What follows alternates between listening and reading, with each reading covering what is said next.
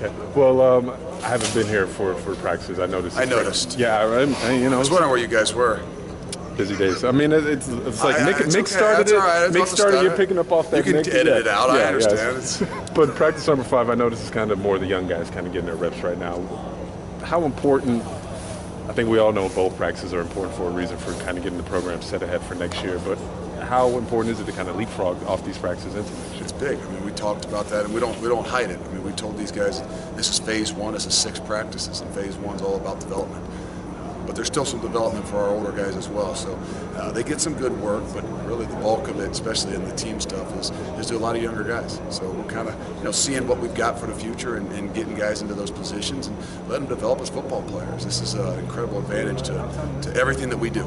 The ability to actually play the game of football. These are like 14 or so practices where we can take almost a whole step like a spring football. And as we get more mature and what we've done, in 2 years, I think that you're seeing us be able to practice a lot better. So it's going to go a long way for us. And to be able to kind of send off the senior class in a positive way, I think would be something that you guys are looking for as well. There's only 2 teams in history that have won 11 games. And so the seniors have an opportunity to not only have an incredible year and really help us really right a ship and get this thing going in the right direction, but also to make history. And they know that. They understand that. We'll get ourselves down to business, and this is a lot of development, a lot of things, but it's still about winning a football game. I think media folks, such as myself, and maybe some fans out there of college football, look at the bowl system now, and with the college football playoff, you think if you're not in the top 4, these games don't really matter. But that doesn't really matter. That doesn't count at all. And I've been in both spots, and so I think that where the playoff system is great and it creates a lot of interest in things, it also takes away a lot of things from guys that have great seasons. And I think that's what this is about. This is a reward. This is an opportunity to continue to play the game, develop your program, but also reward the guys. And I don't just mean the seniors. I mean everybody. I mean our fans as well for what they've done throughout the entire year. And I think this goes a long way. People don't realize in developments of programs, and not just because you get to practice, but just the opportunity for to go play in D.C. in the Military Bowl, to have these experiences. These are some things I know that I remember from college that these guys will never forget. You moved Gino Gadula to quarterback's coach. That seemed to work out pretty well. Desmond Ritter worked the year and all that. Obviously, a step in the right direction with him. I think it wasn't just getting Gino in the quarterback room. There was a lot of other things that kind of went along with it. It was to free up Coach Denbrock too, to kind of be able to pick and choose and move around a lot more. So I think all in all it worked. It made those guys have to communicate and do a lot of things. First we wanted guys to be out of their comfort zones, and now as you kind of hone in on the things that you need to do, get guys a little bit more into the comfort area where they can excel in. You guys are hitting the recruiting path and just coaching and all that. And keep seeing pictures of you and Gino out there quite a bit. Speaking, I gotta get rolling here. We got to hold. You're quite a tandem though.